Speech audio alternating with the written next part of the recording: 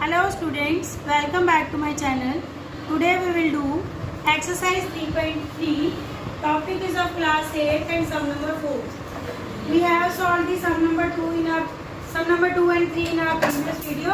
I have created a playlist. You can check from that. हाँ जी, sum number 4 है मेरे पास. Draw a rough figure of a very easy sum है. एक rough figure draw करनी है quadrilateral की. That is not a parallelogram. मतलब वो पैरेललोग्राम नहीं है, but has exactly two opposite angles of equal measure. Statement से क्लियर हो रहा है. एक क्वाड्रिलेटर सपोज करो, मैंने ये क्वाड्रिलेटर ड्रॉ कर लिया है. उसने जरूरी नहीं बोला पैरेललोग्राम होनी चाहिए, ये मैंने एक क्वाड्रिलेटर ड्रॉ कर लिया. ओके, अब उसने बोला है इसके जो अपोजिट एंगल्स हैं वो क्या आने चाहिए, इक्वल. तो यहाँ पे मैं ड्रॉ कर लेती हूँ ए बी सी डी. तो आप क्या कर सकते हो, डी से लेके एंगल ड्रॉ कर सकते हो. ये एंगल सपोज ले लो, मैंने ले लिया 70 डिग्री, ये ले लिया. अपोजिट एंगल्स इक्वल बोले ना, तो ये भी ऑटोमेटिकली कितना होना चाहिए, 70 डिग्री. तो क्या लिखेंगे सॉल्यूशन में, A B C D is a quadrilateral. A B C D is a quadrilateral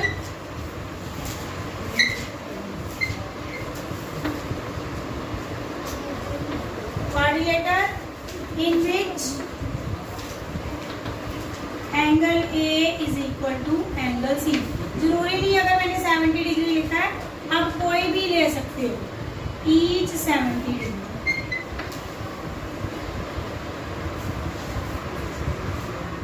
parallelogram की I will draw here a parallelogram. Adjacent angle उसने बोला है in the ratio. रेशो में गिवन है 3:2. 3:2 रेशो है. अब एंगल्स नहीं है. Find the measure of each angle. तो हमने मेजर फाइंड कर लिया है. तो सोल्यूशन की लिखेंगे, पहले लिखेंगे लेट ई. जब भी रेशो में एंगल गिवन हो, जिस मर्जी सम में हो, let each angle is equal to x.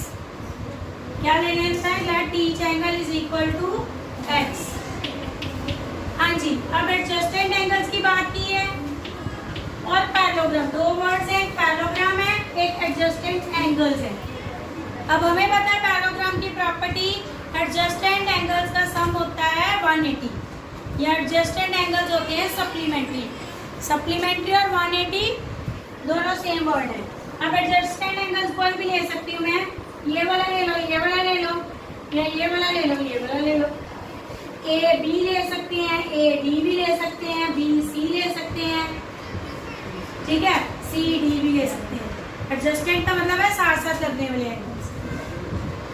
अब इसका मतलब फर्स्ट एंगल मेरे पास ले लूंगी. अगर मैं ए बी लेती हूँ, फर्स्ट एंगल 3x आ जाएगा, दूसरा एंगल क्या आ जाएगा, 2x. Therefore angle A is equal to 3x, angle B is equal to 2x. तो क्या आएगा, angle A plus angle B is equal to 180 degree.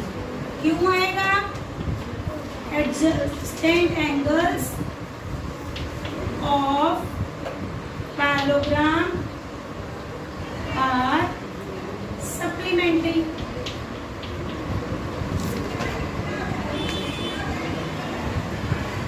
हाँ जी, अब एंगल ए मेरे पास है 3x, बी है 2x is equal to 180 degree. 3x और 2x, अब ये दोनों एक्स वाली टर्म्स हैं, दोनों में वेरिएबल x है, तो प्लस हो जाएगा 5x इज इक्वल टू 180. तो x की वैल्यू क्या आ जाएगी, 180/5. कटिंग हो जाएगी 5 के टेबल में. 5 1 ज़ा 5, 5 3 ज़ा 15. कितने बच गए, 3 बच गए. 5 6 ज़ा 30. तो x की वैल्यू मेरे पास आ गई 36 डिग्री.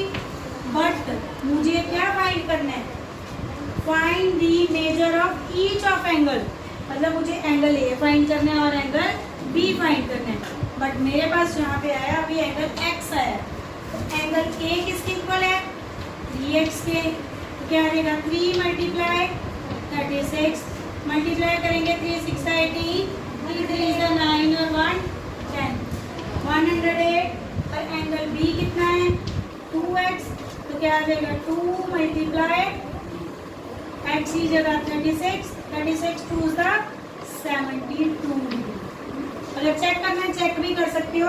अगर ये 72 है, ये 108 है, ये 72 है, अगर ये 72 है तो ये भी 72 है, अगर ये 108 है तो 108 है। इन सबको प्लस करेंगे तो 360 आएगा। अगर 360 आता है it means our sum is right. If 360 doesn't come तो it means we are doing something wrong. Two adjacent angles, again मेरे पास किसकी बात आ गई? एडजस्टेंट एंगल्स की। फिर पैरेललोग्राम हैव इक्वल मेजर्स। अब यहाँ पे उसने रेशो नहीं दी, सेम पिछले जैसे ही सम है, फिर सम जैसी है। एक पैरेललोग्राम की बात आ गई तो उसने बोला जो पैरेललोग्राम के एडजस्टेंट एंगल्स हैं, adjacent angles I have told you so many times. We can take A and B as adjacent angles, B and C, C and D, A and D. Okay, it's have equal measure, find the measure of each of angle. तो हमने each angle find करना है तो क्या करेंगे? Let कर लेंगे, let each angle is equal to X. ये अगर मैं एंगल ए ले लेती हूँ x, तो उसने बोला है जो एडजस्टेंट एंगल्स हैं दोनों की मेजरमेंट क्या है? इक्वल है। अगर ये x है तो वो दूसरी भी क्या होगी? x की आएगी। क्यों? The adjacent angles of parallelogram have equal measure, और दूसरा वर्ड यहाँ पे है इक्वल, मतलब एंगल ए और एंगल बी दोनों क्या है? Equal. It means angle B की वैल्यू मेरे पास आ जाएगी x।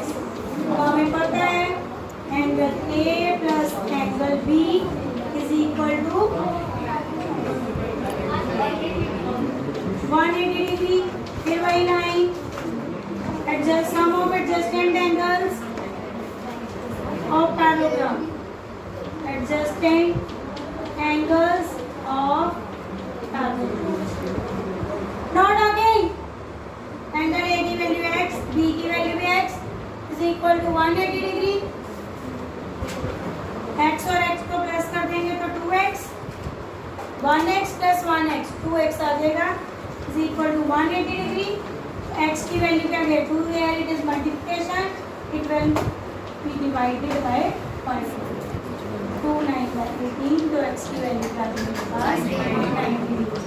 ईच एंगल मेरे पास क्या आ जाएगा? 90 डिग्री। इसका मतलब ये पैरेललोग्राम किस तरीके की है? एंगल ए भी किसका आ गया? 90, और एंगल बी भी कितना आ गया? 90 डिग्री। इस सबको सारे ध्यान से देखना। दी एडजस्टेंट फिगर O, यहाँ पे फिगर HOPE गिवन है, इज ए पैरेललोग्राम। क्या है ये? Parallelogram. Find the angle measure x, y and z। State the properties used to find that. वो तो हम ऑलरेडी वैसे लिखते ही हैं साइड में प्रॉपर्टीज। देखो जी, यहाँ पे वो फिगर है, कोई एंगल नहीं, मुझे एक दूसरे का रिलेशन पता है। अगर मेरे पास ये एंगल आ जाता है तो ये एंगल किस एंगल के इक्वल होगा? एंगल E के। अगर ये एंगल आ जाता है तो ये एंगल किसके इक्वल होगा? x के, या एंगल E के। तो ये एंगल कैसे निकलेगा? ये मुझे पता है, ये क्या बन रहा है? क्या बन रहा है? लीनियर। तो क्या लिखेंगे सोल्यूशन में? सबसे पहले आ जाएगा, इसको एंगल 1 लेट कर लूँ जैसे पिछले समय किया था। इसको एंगल मैं लेट कर लेती हूँ 1, एंगल 1 प्लस पहले लिखेंगे in given parallelogram angle 1 plus 70 degree is equal to 180 degree. Bracket में लिख देंगे लीनियर पेयर। एंगल 1 की वैल्यू फिर मेरे पास कितनी आ जाएगी? 180 माइनस 70, तो एंगल 1 आ गया 110 डिग्री। ये आ गया। अब एंगल 1 किसके इक्वल है? एंगल E के। क्यों इक्वल है? वो ऑपोजिट एंगल्स ऑफ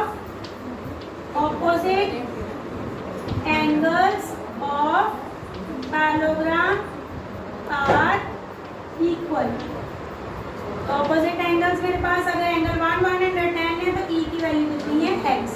तो x आ गया 110 डिग्री। हाँ जी, 110? देखो अब ये ट्राइंगल नजर आ रही है, ट्राइंगल नजर आ रही है ना हमें? कौन सी है? HPE। ये ट्राइंगल है, ऐसे है HPE। एंगल ये आ गया 110, ये मेरे पास ऑलरेडी 40 है और ये हमने फाइंड करना। तो कैसे आएगा? इन ट्राइंगल HE, देखो जी एंगल E तो पूरा है, पूरा लिखिए। अब जो एंगल H है वो दो पार्ट्स में डिवाइड है, एक 40 एक Z है, तो इसका मतलब इसका हाफ 40 वाला एंगल कैसे लिखेंगे? EHP। 40 वाला एंगल कैसे लिखेंगे? EHP। तो क्या लिखेंगे? एंगल EHP प्लस P वाला भी दो में डिवाइड है, तो वो कैसे लिखेंगे? EPH। क्या आ जाएगा? EPH is equal to 180 degree. क्यों? Angle sum property of a triangle, angle sum property of triangle. ठीक, हाँ जी। अब वैल्यूज फिल करेंगे। एंगल E कितना आ गया? 110 डिग्री प्लस एंगल ये कितना है? 40। अब हमने EPH फाइंड करना है, तो EPH कितना है? वो ये दोनों को प्लस करेंगे, 110 और 40 को क्या आ जाएगा? 150 plus angle EPH is equal to 180। उधर जाके टर्म क्या हो जाएगी? माइनस की। Angle EPH is equal to 180 minus 150, तो कितना आ गया? 30 degree. Angle EPH it means ये एंगल मेरे पास आ गया 30 डिग्री। 30 डिग्री मेरे पास ये एंगल आ गया 30 डिग्री। हाँ जी जी। अब एक मैंने बात आपको बताई, कितना वाई नहीं निकाला, अभी मैंने EPH निकाला है, पर बाद में निकाल लेती हूँ, कोई बात नहीं। हाँ जी। अब मेरे पास आ गया EPH 30 डिग्री आ गया, but I have to find the angle Y, मतलब मुझे इधर वाला एंगल चाहिए। ओके, तो हम क्या कर सकते हैं? ये देखो, ये मेरे पास Z बन रहा है, Z बन रहा है ना। Z में कौन से एंगल आते थे? Alternate angles. Z में कौन से एंगल आते थे? ऑल्टरनेट। इसका मतलब ये एंगल जो है ये किसके इक्वल आएगा? इस एंगल पे। यहाँ पे कौन सा एंगल है मेरे पास? Z। एंगल भी Z ही है, मतलब EPHO को अगर हम देखें तो वो Z बन रहा है, तो एंगल P जो है EPH किसके इक्वल आएगा? Z के। Angle EPH is equal to Z। क्यों आएगा? ऑल्टरनेट एंगल्स, दो पैरेलल लाइन के बीच में जो एंगल होते हैं ऑल्टरनेट एंगल्स। तो EPH की वैल्यू मेरे पास आई 30 डिग्री और Z की भी कितनी आ गई? 30 डिग्री। अब I have to find only angle Y। अब Y एंगल फाइंड करने के मेरे पास बड़े मेथड्स हैं, चाहे ये ट्राइंगल ले लो, ये भी एंगल पता है, ये भी पता है, ये फाइंड कर सकते हैं। ठीक है, तो क्या लूंगी मैं? Triangle HOP। फिर आगे कौन सी ट्राइंगल आ जाएगी मेरे पास? HOD। ये रेस करने, फिर ट्राइंगल आएगी HOP, तीन ट्राइंगल HOP। अब उसमें कौन कौन सा एंगल आता है? Angle Z plus angle Y plus angle 1। Angle Z plus angle Y plus angle 1 is equal to 180 degree. फिर वही line angle sum property of a triangle. Angle Z कितना है? 30। Y फाइंड करना है। एंगल 1 कितना है? 110 इज इक्वल टू 180। प्लस करेंगे इन दोनों को तो मेरे पास आ जाएगा 140। 110 और 30 को प्लस करेंगे 140 plus angle Y is equal to 180। Angle Y कितना आ जाएगा? 180 माइनस 140, तो माइनस करेंगे तो क्या आ जाएगा? 40।